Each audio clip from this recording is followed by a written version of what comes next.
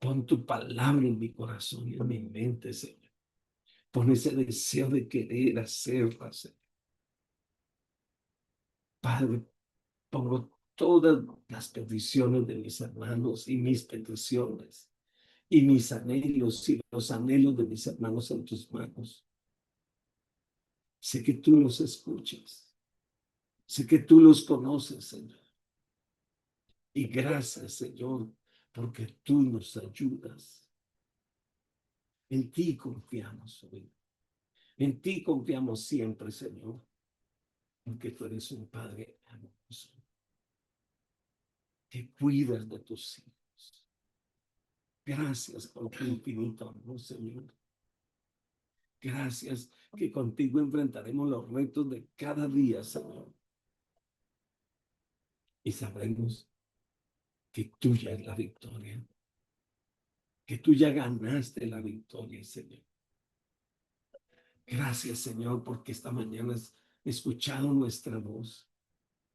Y es tan maravilloso saber que puedo acercarme a ti, Señor. Que podemos acercarnos a ti en cualquier momento, Señor. Sin importar la situación en que estemos, Señor. O en la situación que hayamos pasado, Señor. Tú estás aquí hoy, en esta hora, escuchándonos, Señor. Alentando nuestro corazón. Afirmando nuestros pies. Gracias. Porque hoy es el clamor de nuestro corazón. Gracias, Señor, porque, como dice tu palabra, no ha salido ni siquiera la palabra de nuestra boca. Y tú ya conoces nuestros pensamientos. Qué bueno saber, Señor, que estamos delante de ti, en tu presencia, Señor. Y en tu presencia tenemos plenitud de gozo, Señor. Que tú estás ahí para ministrar este día. Cada uno de mis amigos y hermanos tendrán que enfrentar este día, Señor, pero no vamos solos. Tu presencia viene con nosotros, tu consejo está con nosotros, tu sabiduría está con nosotros. Gracias, Señor, por esta mañana. Gracias por cada uno de mis amigos, Señor. Ministra sobre sus corazones. Ministra sobre sus vidas, Señor. Establece tu presencia en cada uno, Señor, para la gloria de tu nombre, Jesús. Amén, Señor, y amén. Bueno, gloria a Dios. Gracias al Señor una vez más por sus vidas. Gracias al Señor que nos podemos encontrar cada mañana y hacer de este tiempo un tiempo bien lindo. Que el Señor ministre nuestro corazón y nos enseñe. ¿A usted no le parece muy lindo cuando leemos el capítulo 7 de Primera de Corintios y nos damos cuenta cómo el Señor está interesado en todo tipo de relaciones en cuanto a nuestras relaciones de pareja, en cuanto a nuestra posición como personas? Para el Señor las relaciones son muy importantes y es por eso que usted debe escuchar el consejo de Dios y ponerlo en práctica. Y vamos a continuar para terminar este capítulo 7 y nos vamos a ir al verso 36 y vamos a leer hasta el verso 40. Primera de Corintios, capítulo 7, verso 36 al verso 40. Pero si alguno piensa que es impropio para su hija virgen que pase ya de edad, y es necesario que así sea, haga lo que quiera, no peca, que se case. Pero el que está firme en su corazón sin tener necesidad, sino que es dueño de su propia voluntad, ya resuelto en su corazón guardar a su hija virgen, bien hace. De manera que el que da en casamiento hace bien y el que no da en casamiento hace mejor. La mujer casada está ligada por la ley mientras su marido vive. Pero si su marido muere, libre es para casarse con quien quiera, con tal de que sea en el Señor. Pero a mi juicio, más dichosa será si se quedare así. Y pienso que también yo tengo el Espíritu de Dios. Qué palabra, ¿verdad? Aquí Pablo se está dirigiendo a los padres de las chicas solteras. Ahora, yo quiero que piensen, en aquella época no era como en la nuestra. En aquella época, perdón, eran los padres los que arreglaban los matrimonios, en particular el padre. Entre los padres arreglaban los matrimonios.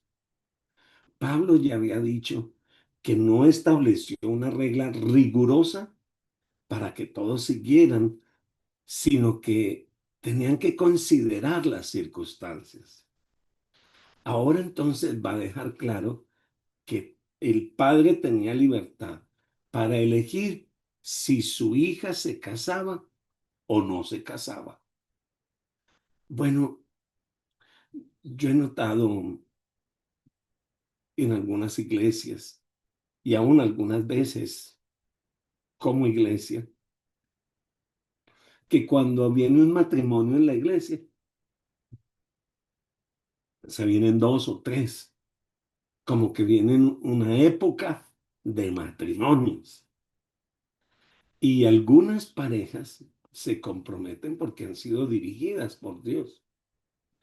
Pero hay otras que se comprometen porque no se quieren, entre comillas, pasar de tiempo. Entonces lo hacen rápido. Pero todos los compromisos deben estar motivados por la dirección de Dios. Y si son dirigidos por el Señor, va a ser una experiencia muy bonita, va a ser una experiencia maravillosa. Pero si no es dirigido por Dios, sino para seguir la corriente, le voy a decir algo, tiende a fracasar, porque la motivación es una motivación incorrecta.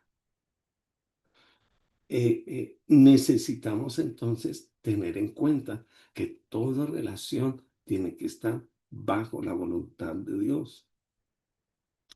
Ahora, yo sé que para nosotros escuchar esto que estamos escuchando, de que el padre, si quería, conserve virgen a su hija y si quiere darle el casamiento, para nosotros hoy día eso parece como raro, ¿cierto? Porque las relaciones hoy no son de esa manera. Pero, ¿sabe? Este consejo sí se aplica en la actualidad en cuanto a que siempre tiene que haber una motivación correcta y todo relacionamiento debe ser dirigido por Dios. Sí, también debe haber una comunión con los padres. Las solteras o los solteros deben tener comunión con sus padres. El consejo de un padre antes de un relacionamiento es muy importante.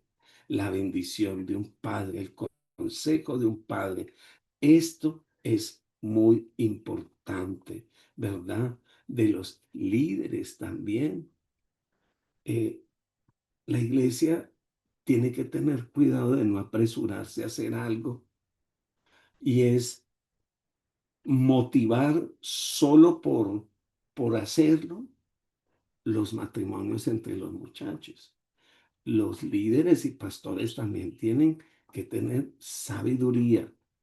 Bueno, entonces, ¿por qué? Porque no queremos empujar a nadie a hacer algo que luego tenga que lamentarse. Pablo tocó el problema clave cuando mencionó la palabra pasarse de edad. Muchas personas piensan en eso. Me pasé de edad. Inclusive para tener hijos. Piensan, no. me voy a pasar de edad. Un momento. Nada de eso debe ser nuestra motivación. Bueno, es peligroso apresurarse. Bueno, simplemente por evitar convertirse en una persona soltera, o voy a decirlo, no me gusta esa palabra, o convertirse en un solterón o en una solterona. Probablemente va a cometer errores. Un pastor que yo conozco le decía a las parejas, es mejor vivir soltero en soledad que vivir casado en conflicto. Es mejor vivir soltero en soledad que vivir casado en conflicto.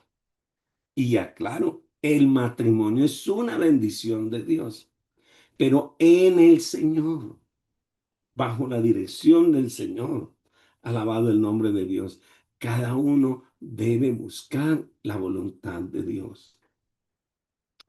Ahora, otra cosa importante, se requiere más que el hecho de que las dos personas sean creyentes para tener un matrimonio feliz. El que una persona sea creyente tampoco es garantía, porque puede ser creyente, pero puede que esa persona no sea la que el Señor tiene para sí. Entonces, todo matrimonio tiene que ser sensato y ser en el Señor. Cuando dice en el Señor, no habla en la iglesia. No, cuando hablamos de en el Señor es dirigido exclusivamente por el Señor. Bueno, pero mire lo que dice el versículo 39 y el versículo 40.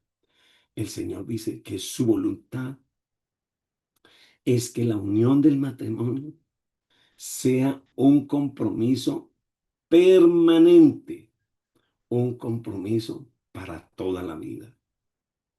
El matrimonio cristiano, lamentablemente, ya no es como antes, que era un matrimonio, un compromiso, que era un pacto con Dios. Y tenemos que volver a enseñar que el matrimonio es algo para toda la vida y que no hay lugar para un matrimonio de prueba, ni para dejar la puerta de emergencia abierta. ¿Sabe? Por eso es que mucha gente ya no se está casando, sino que se va a convivir. ¿Y sabe por qué la gente se va a convivir? Porque muchos dicen, voy a ensayar. Si me sirve, pues entonces me lo quedo. Si no me sirve, lo devuelvo. Y eso es un pensamiento contrario a la voluntad de Dios. Muchos dicen, si el matrimonio no funciona, siempre tendremos una salida y esa salida es el divorcio. Mire, por eso el matrimonio debe construirse sobre algo más que una buena apariencia. Se debe construir por algo más que el dinero o que la pasión o la excitación romántica o por la aceptación social, porque muchas personas quieren casarse para no quedarse en el bus, como decimos aquí. No, porque es que se me pasan los años y qué van a decir. No, no, no. Eso no es la motivación correcta. Debe haber consagración, debe haber carácter, debe haber madurez. Alabado el nombre de Dios. Debe existir una disposición de crecer, de aprender el uno del otro, de perdonar, de olvidar, de servir al otro. Por eso el apóstol Pablo decía, mire, el que se casa tiene que entender que hay un trabajo cuando nos casamos. Y el trabajo cuando nos casamos tiene que ver con renunciar a mí mismo en muchas cosas y por amor, alabado el nombre del Señor, entonces yo voy a tener la disposición para crecer, voy a tener la disposición para aprender el uno del otro, para perdonar, para olvidar, para servir al otro. Entonces necesitamos alentar a nuestros jóvenes a casarse. Claro que sí, pero los vamos a alentar a casarse y a hacerlo bajo la voluntad de Dios, bajo una dirección de Dios. Mire, esa clase de amor que describe Primera de Corintios capítulo 13 es lo que se necesita para vivir unidos por Dios. Y una de las cosas que dice Primera de Corintios capítulo 13, no lo vamos a leer todo, es que el amor es sufrido, que el amor no tiene envidia, que el amor no busca lo suyo propio. Entonces, tenemos que presentarle el panorama a nuestros jóvenes, a nuestros muchachos. Mire, Pablo concluye esta sesión diciéndole también un consejo a las viudas. Les dijo, mire, cuando estén viuda, está libre para casarse. Pero le dice, con tal de que sea en el Señor. Esto quiere decir que no solo es casarse con un creyente, sino que debe de hacerlo bajo la voluntad de Dios. ¿Por qué? Porque puede haber también yugo desigual, aunque sean cristianos los dos. Por eso se requiere el tiempo para conocerse, conocer su familia, conocerlo con alegría, conocerlo enojado, conocerlo decepcionado, conocerlo enfermo, conocerlo con salud. Nosotros tenemos que invitar a nuestros jóvenes que el Señor quiere matrimonios para toda la vida. Era eh, eh, permanecer casados para toda la vida.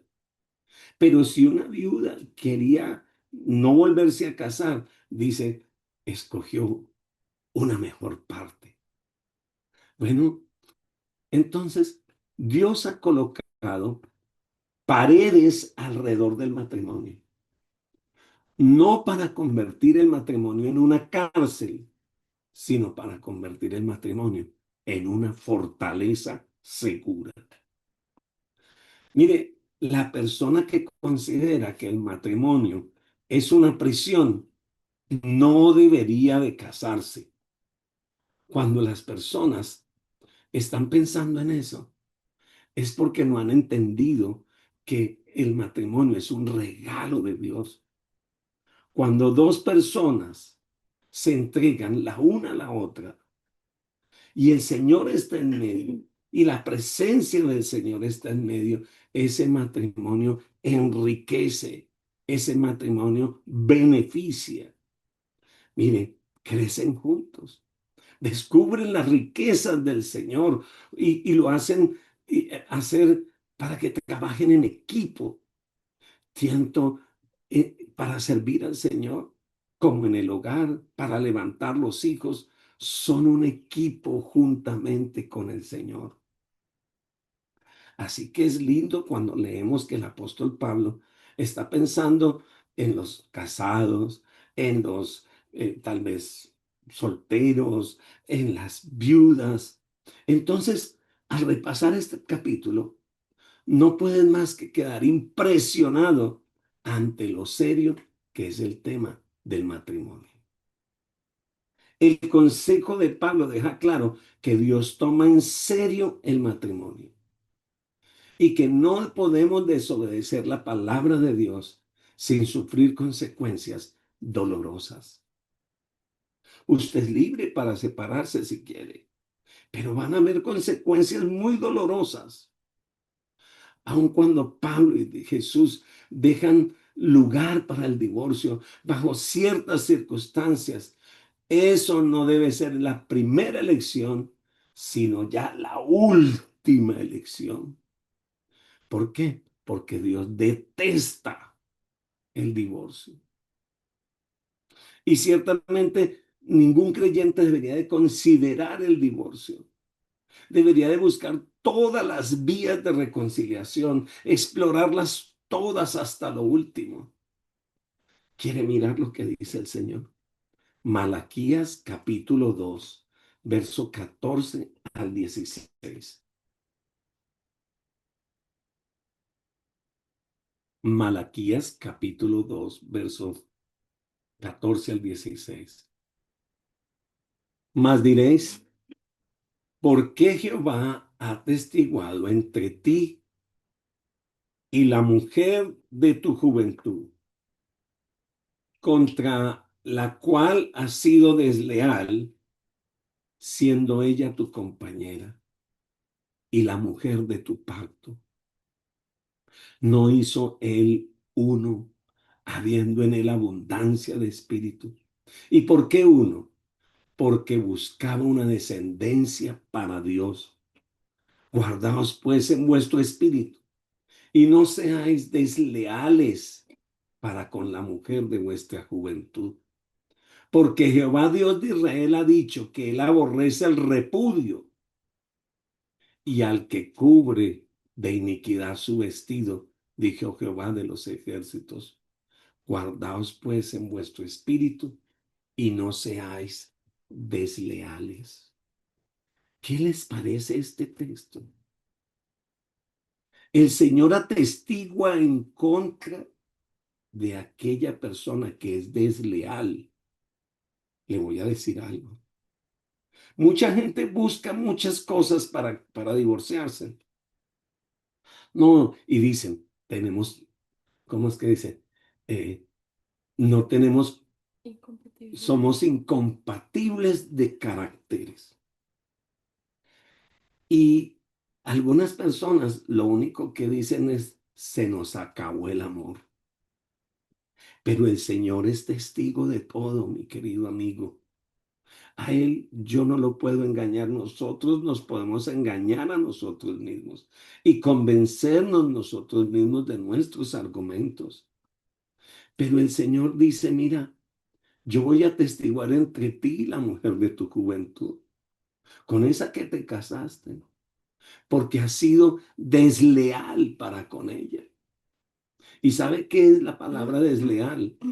Que has quebrantado el pacto. Has quebrantado el pacto. ¿Por qué? Siendo ella tu compañera, siendo ella la mujer de tu pacto, no hizo lo que tocó. El Señor los hizo un solo espíritu, los hizo uno solo. ¿Por qué? ¿Cuál es el propósito de honrar el matrimonio? Aquí está. Y si tiene el pasaje, subráyelo. Porque buscaba Dios una descendencia para él. Cuando usted honra el matrimonio, sus hijos son llamados descendencia para Dios. Entonces dice, guárdense pues en vuestro espíritu. O sea que no es solamente ser desleal con nuestro cuerpo, sino también con nuestra mente y con nuestro corazón. Y dice, no seas desleal con la mujer de vuestra juventud, porque Dios aborrece el repudio. Y sabe que una persona no repudia a la otra solamente cuando le manda la carta de divorcio. ¿Usted sabe qué se pregunta una mujer cuando el esposo le es infiel? ¿Sabe qué dice? ¿Y qué le dio a esta otra? ¿Y qué tiene ella que no tenga yo? Y la primer cosa que le ataca a su mente es la inseguridad. Y aunque no le haga daño físico, le hace un daño moral impresionante. Por eso dice, yo aborrezco el repudio. Y al que cubre de iniquidad su vestido, dice Jehová. Entonces guárdense sus espíritus, guarde su corazón, guarde su vida y no sea desleal. Pero ahora, ¿qué vamos a hacer? Pastor, ¿qué vamos a hacer si yo ya fui desleal? ¿Qué vamos a hacer si yo ya cometí esos errores? Aquí está el Señor para levantarte, para perdonarte. Y si por X o Y razón estás en esta situación, esta mañana es una mañana de confesión y una mañana de restauración. Así que tenemos que presentar nuestra relación, presentar nuestro matrimonio, presentar nuestra condición. El que no se ha casado, pues piénselo bien. Y los que están ya viviendo en unión libre, organicen sus vidas delante del Señor. Denle honor al matrimonio. Hay que enseñarle a nuestros hijos que el matrimonio no se lo inventó la sociedad, que el matrimonio es voluntad de Dios para que el hombre y la mujer se disfruten a sí mismos, alaben a Dios y que tengan generaciones, descendencias que sean para Él. Así que en esta hora, en el nombre de Jesús, como dice nuestra hermana de Cruz, el Señor es fiel y justo para perdonarnos y limpiarnos de todo pecado. Así que usted ahí donde está conmigo, cualquiera que sea condición, dele gracias a Dios. Y si hay que arreglar algo, es momento de arreglarlo. Cuéntele al Señor y dígale, Señor, usted conoce cómo vivo yo. ¿Cuál es mi condición, Señor? Señor, he pecado muchas veces delante de ti. Señor, te pido que me perdones, que me limpies. Yo quiero aprovechar la oportunidad de hoy que estás hablando a mi corazón. Quiero aprovechar la oportunidad de hoy, Señor, que estás hablando a mi mente, que me estás diciendo que estás interesado en mi relacionamiento. Señor, yo solo no puedo, pero tú me vas a ayudar. Señor, renuncio a todo pecado oculto, a todo pecado vergonzoso, Señor.